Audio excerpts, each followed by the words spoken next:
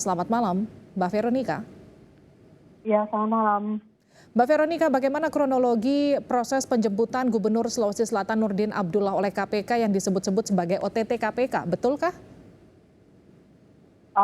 Ya baik, saya kembali menyampaikan ini bahwa terkait dengan dijemputnya Bapak Gubernur Sulawesi Selatan Nurdin Abdullah di kediamannya di rumah jabatan Gubernur, tentu mungkin KPK punya proses yang saya juga tidak tahu apakah ini bagian dari proses OTT. Namun yang bisa saya jelaskan di sini adalah pada saat Bapak Gubernur Nurdin Abdullah dijemput oleh KPK, beliau tidak sedang terlibat dalam tindak pidana begitu atau tindakan pidang yang berkaitan dengan pidana.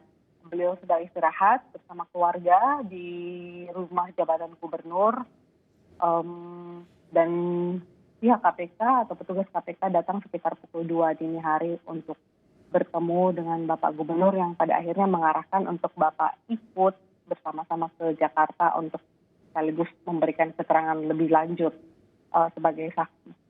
Jadi artinya Bapak dijemput di rumah pukul 2 pagi, sudah tidur Bapak ketika dijemput begitu Mbak Veron? Ya, sedang beristirahat bersama keluarga, sudah tidur pukul 2 dini hari waktu Indonesia Tengah. Oke, informasi apa yang disampaikan petugas KPK ketika dini hari menggedor rumah Bapak, meminta Bapak langsung ikut ke Jakarta? Ya tidak banyak yang saya terima informasi dari pihak keluarga. Mereka hanya disampaikan bahwa ada yang ditangkap begitu, ada yang dibawa, kemudian Bapak diminta untuk ikut untuk diminta keterangannya sebagai saksi terkait kasus, tapi belum disampaikan kasusnya mengenai apa itu tidak gitu. Jadi memang tidak banyak informasi yang disampaikan oleh petugas KPK, hanya ingin menjemput Bapak. Oke, Mbak Veron, ini kan yang kita tahu ada Edi Rahmat. Ini adalah Sekretaris Dinas Pekerjaan Umum di Sulawesi Selatan yang ditangkap tangan oleh KPK. Kabarnya ada juga barang bukti, informasi yang kami dapatkan ada uang senilai 1 miliar rupiah.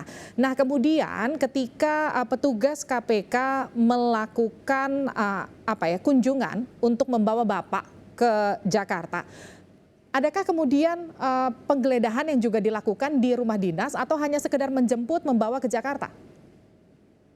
Ya, sejauh ini karena memang dari petugas KPK baik, datang dengan baik begitu menjemput Bapak dan tidak ada penggeledahan, memang hanya ingin bertemu Bapak Gubernur pada dini hari tadi.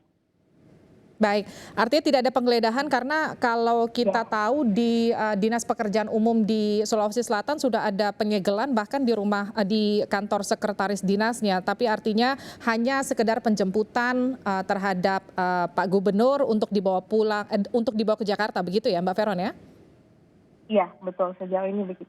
Mbak Veron, ini juga jadi pertanyaan banyak orang ketika seorang Nurdin Abdullah, orang yang kemudian pernah mendapatkan penghargaan anti korupsi, bahkan dianggap menjadi salah satu ikon penegakan anti korupsi khususnya di Sulawesi, kemudian sekarang disebut-sebut tersandung OTT KPK. Sedekat apa sih Mbak Veron hubungan Pak Nurdin dengan Agung Sucipto, orang yang disebut-sebut sebagai pihak swasta yang menyeret Pak Nurdin sampai ke KPK sekarang? Wah iya, untuk itu pun juga saya tidak berkapasitas untuk menjelaskan terkait itu, selain karena memang saya tidak begitu mengetahui bagaimana hubungan Bapak dengan pihak tersebut. Dan memang saat ini juga tidak ada informasi-informasi yang menyebutkan mengenai kedekatan beliau begitu. Artinya kalaupun mungkin mereka kenal atau bagaimana, itu saya tidak mendapatkan informasi lebih lanjut terkait hal tersebut dan belum berkapasitas untuk menyampaikannya. Baik, Mbak Veron, ini kan 1 kali 24 jam KPK harus menggelar konferensi pers untuk menyatakan dan memperjelas status dari mereka yang kemudian saat ini tengah diperiksa termasuk Pak Nurdin. Sudahkah ada informasi dari KPK apakah kemudian Pak Nurdin akan dibawa pulang ke Sulawesi Selatan sana, ke Makassar atau seperti apa? Karena ada informasi yang beredar bahwa Pak Nurdin akan pulang ke Makassar malam ini, betul nggak? Iya, memang informasi tersebut cukup santer, tersebar di beberapa media sosial dan banyak juga teman-teman media meminta konfirmasi terkait hal tersebut kepada saya. Namun jujur sampai sekarang juga kami belum mendapatkan informasi yang benar-benar akurat terkait berita tersebut. Kami tentunya berharap Bapak pulang dapat berkumpul bersama kami. Namun saya tidak bisa mengkonfirmasi bahwa itu adalah berita yang benar karena dari pihak keluarga juga sendiri belum mendapatkan informasi terkait hal tersebut begitu. Baik, lalu bagaimana dengan pemerintahan di Sulawesi Selatan ini berjalan selama Pak Gubernur masih dalam pemeriksaan KPK? Mbak Veron, adakah informasi soal ini? Nah, iya. Jadi karena kan ini memang juga kita masih menanti, kita sangat menghormati apa yang dilakukan KPK saat ini, proses yang dilakukan KPK saat ini sehingga kami menghormatinya. Kami juga bersabar menanti dulu selama 1 kali 24 jam ini bagaimana hasilnya.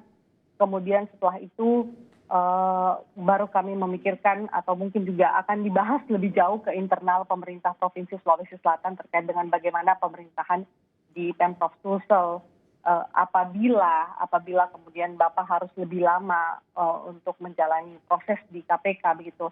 Dan sebaliknya itu juga kita juga masih belum bisa memastikan mengenai hal itu. Benar-benar kami sangat menunggu informasi dari KPK begitu.